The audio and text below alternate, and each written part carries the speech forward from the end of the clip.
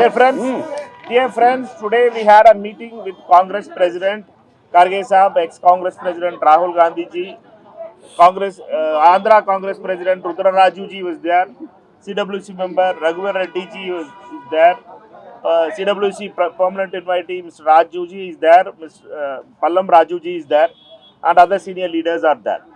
We had a more than 2 hours meeting, and every leader spoke about the plan for Andhra Pradesh 2024. Congress party as a unit will fight the 2024 in both the assembly and parliament. We are having a plan ready, and the Congress party in Andhra is going to fight that unitedly. One. Second, we invite all the voices who believes in the Congress ideology and who believes in the leadership of Karge Sahab and Rahul Gandhi ji and Madam Sonia Gandhi ji to the Congress party to rebuild Andhra Pradesh, the dream which has just got lost because of Modi's discrimination towards Andhra Pradesh, because of those promises, unkept promises by Modi government for the past 10 years has destroyed Andhra Pradesh development, and Andhra Pradesh deserves that promises which the central government made it, which the Modi government has betrayed the people of Telangana. And the Congress party is ready to fight that battle of 2024. Okay? Thank you. So, is Congress contesting alone or with India bloc partner? Congress, that decisions we will take it strategically, but one thing is very clear: Congress party as a unit, we welcome those voices who are outside the Congress party into the Congress party. Congress President and Rahul ji has told us that we should welcome those voices who believes in the ideology of Congress party back to the Congress fold. Okay?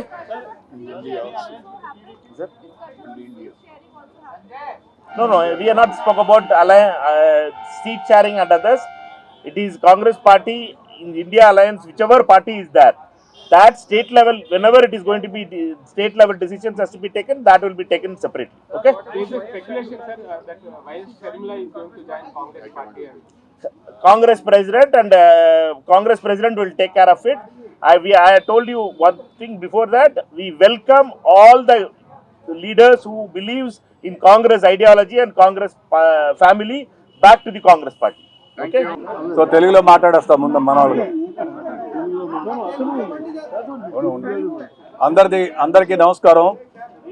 ఈరోజు కాంగ్రెస్ అధ్యక్షులు శ్రీ మల్లికార్జున్ ఖార్గే గారి నేతృత్వంలో, మాజీ అధ్యక్షులు రాహుల్ గాంధీ గారి ఆధ్వర్యంలో, general secretary in charge organization KC Venugopal garu, Andhra Pradesh వ్యవహారాలు ఇన్ఛార్జ్గా ఉన్నటువంటి మాణిక్యం ఠాగూర్ గారు, ఆంధ్రప్రదేశ్ నుంచి వచ్చినటువంటి కోఆర్డినేషన్ కమిటీ సభ్యులందరితో కూడా ఒక స్ట్రాటజీ సమావేశాన్ని ఏర్పాటు చేశారు. సుదీర్ఘంగా సుమారు 2 గంటల పైగా అందరి యొక్క అభిప్రాయాలు తీసుకున్నారు. పార్టీని సంస్థాగతంగా ఏ విధంగా బలోపేతం చేయాలి, రెండవది ఒక యాక్షన్ ప్లాన్, ఫ్యూచర్లో ఉన్నటువంటి 100 రోజుల్లోనూ కాంగ్రెస్ పార్టీ ఏ విధంగా ప్రజాక్షేత్రంలో పనిచేయాలి, మూడవది రాష్ట్రంలో ఉన్నటువంటి పరిస్థితుల్లో ఇండియా అలయన్స్ పార్ట్నర్స్ తోటి ఏ విధమైనటువంటి సంబంధ బాంధవ్యాలు ఏర్పాటు చేసుకోవాలి, ఈ దేశంలో ఉన్నటువంటి ప్రస్తుత పరిస్థితుల్లో భారతీయ జనతా పార్టీ భావజానాలకు వ్యతిరేకంగా పనిచేసేటువంటి ఆంధ్రప్రదేశ్లో ఉన్నటువంటి మేధావులను కానీ, వివిధ ప్రజా సంఘాలను కానీ, అక్కడ ఉన్నటువంటి లైక్ మైండెడ్ పొలిటికల్ పార్టీస్ని కానీ కలుపుకుని ప్రజాక్షేత్రంలో ఏ విధంగా పనిచేయాలనేటువంటి దాని మీద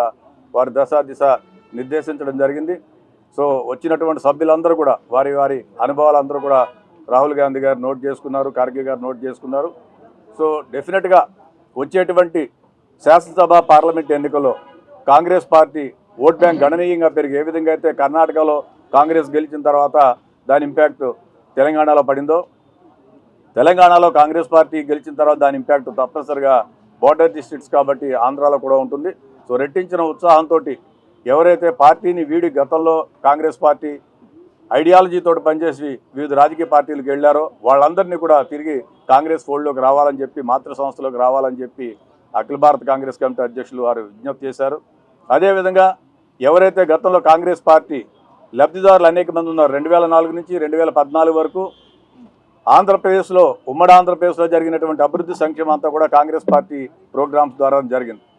ప్రధానంగా మైనారిటీస్కి 4% రిజర్వేషన్ కానీ, ఎస్సీ ఎస్టీ సప్లాన్ని ఏర్పాటు చేయడం కానీ, రాజీవ్ ఆరోగ్యశ్రీ కానీ, విద్యకు సంబంధించి ఫీజు రీయింబర్స్మెంట్ కానీ, జాతీయ స్థాయిలో జాతీయ గ్రామీణ ఉపాధి హామీ పథకం కానీ, రైట్ టు ఇన్ఫర్మేషన్ కానీ, రైట్ టు ఎడ్యుకేషన్ కానీ, ఫుడ్ సెక్యూరిటీ యాక్ట్ కానీ, ఇటువంటి గొప్ప పథకాలన్నీ కూడా డాక్టర్ మన్మోహన్ సింగ్ గారు, శ్రీమతి సోనియా గాంధీ గారి నేతృత్వంలోనే కాంగ్రెస్ పార్టీ ఏర్పాటు చేసింది. ఆ లబ్ధిదారులందరూ కూడా ఇప్పుడున్నటువంటి పరిస్థితుల్లో గడిచిన 10 సంవత్సరాలుగా 5 సంవత్సరాలు చంద్రబాబు నాయుడు గారి పరిపాలన, 4.5 సంవత్సరాలు దాటి జగన్మోహన్ రెడ్డి గారి పరిపాలన, 2 పరిపాలనలో కూడా మోసపోయా అనేటువంటి ఆలోచనలో ప్రజలందరూ ఉన్నారు. వాళ్ళందరూ కూడా తప్పనిసరిగా కాంగ్రెస్ పార్టీ ఎడల ఉన్నటువంటి ప్రేమ, అనురాగం, ఆప్యాయతతోటి తిరిగి కాంగ్రెస్ పార్టీలోకి వచ్చేటువంటి అవకాశం ఉంది. అదేవిధంగా గాంధీ నెహ్రూ కుటుంబానికి ఆంధ్రప్రదేశ్కి చాలా అవినాభావ సంబంధం ఉంది. పోలవరం లాంటి ప్రాజెక్ట్ని ఇందిరాసాగర్ ప్రాజెక్టుగా ఆనాడు కాంగ్రెస్ పార్టీ అధికారంలో మేము ఏర్పాటు చేయడం జరిగింది. ప్రధానంగా స్టీల్ ప్లాంట్కి సంబంధించి ఇందిరాగాంధీ గారు ఫౌండేషన్ వేసినటువంటి స్టీల్ ప్లాంట్కి పెద్దల పివి నరసింహరావు గారు, మన్మోహన్ సింగ్ గారు కోట్లాది రూపాయలు ఇచ్చి చాలా గొప్ప ప్రాజెక్టుగా తయారు చేసినటువంటి పరిస్థితి. దాని వేళ కావాలని చెప్పి 25,000 ఎకరాలు ఉన్నటువంటి భూభాగాన్ని ఏదో విధంగా ప్రైవేటీకరణ చేయాలనేటువంటి ఆలోచనలు ఉన్నారు. సో పోలవరానికి సంబంధించి కానీ, క్యాపిటల్కి సంబంధించి కానీ, జాతీయ స్థాయిలో ప్రత్యేక తరగతి హోదా కానీ, ఇవన్నీ కూడా ఈ దేశానికి కాంగ్రెస్ పార్టీ అధికారంలోకి వస్తేనే వస్తుందనేటువంటి ఆశతోటి మేము అందరూ ఉన్నాం. సో రాహుల్ గాంధీ గారు తప్పనిసరిగా చెప్పారు, ఇప్పుడు మీటింగ్లో కూడా చెప్పారు, కాంగ్రెస్ అధికారంలోకి వచ్చిన వెంటనే ప్రత్యేక తరగతి హోదా ఆంధ్రప్రదేశ్కి ఇస్తామని చెప్పారు. ఆ స్ఫూర్తితోటి ప్రజల దగ్గరికి వెళ్ళి రాష్ట్ర స్థాయిలో ఉన్నటువంటి ఏవైతే ప్రధానమైనటువంటి అంశాలు ఉన్నాయో, కర్ణాటకలో ఇచ్చినట్టు గ్యారంటీలు కానీ, తెలంగాణలో ఇచ్చినటువంటి గ్యారంటీలు కానీ, అదేవిధంగా జాతీయ స్థాయిలో విభజన హామీలు కానీ, బ్యాక్వర్డ్ ఏరియా డెవలప్మెంట్స్ కానీ, ఇవన్నీ తీసుకుని కాంగ్రెస్ ప్రజాక్షేత్రంలోకి వెళ్ళి రెట్టించిన ఉత్సాహంతో పనిచేస్తుంది.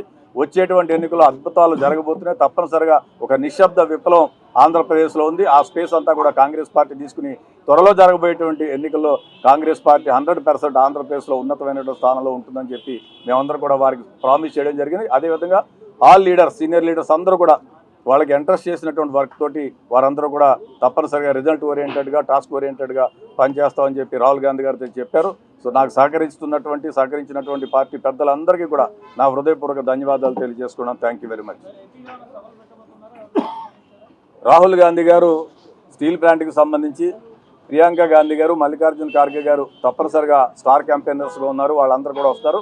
వారితో పాటు కర్ణాటక ముఖ్యమంత్రి గారు, కర్ణాటక ఉప ముఖ్యమంత్రి గారు, తెలంగాణ ముఖ్యమంత్రి గారు, తెలంగాణ ఉప ముఖ్యమంత్రి గారు, అక్కడ ఉన్నటువంటి మంత్రులు వీళ్ళందరూ కూడా ఆన్ అండ్ ఆఫ్ రెగ్యులర్గా వచ్చి పార్టీని బలోపేతం చేయడం కోసం పనిచేస్తారు. జాతీయ స్థాయిలో పార్టీ ఆల్రెడీ ఒక మేనిఫెస్టో కమిటీని వేయడం జరిగింది. కాంగ్రెస్ పార్టీ యూజువల్గా జాతీయ స్థాయిలో మేనిఫెస్టో కమిటీ వేసిన తర్వాత వారు ఆ అంశాలన్నీ కూడా చర్చిస్తారు. ఎందుకంటే ఉచిత విద్యుత్ లాంటిది 1999లో కాంగ్రెస్ పార్టీ మేనిఫెస్టో పెట్టినప్పుడు కూడా పెద్దలు ప్రణబ్ ముఖర్జీ గారు చైర్మన్గా ఉండగా దానికి నేషనల్ లెవెల్లోనే వచ్చి మనం అప్రూవల్ తీసుకోవడం జరిగింది. సో డెఫినెట్గా అవన్నీ కూడా జాతీయ స్థాయిలో తీసుకుని వాళ్ళు మాకు ఒక పాజిటివ్ ప్లాన్ ఇస్తారని చెప్పారు. Okay, thank you.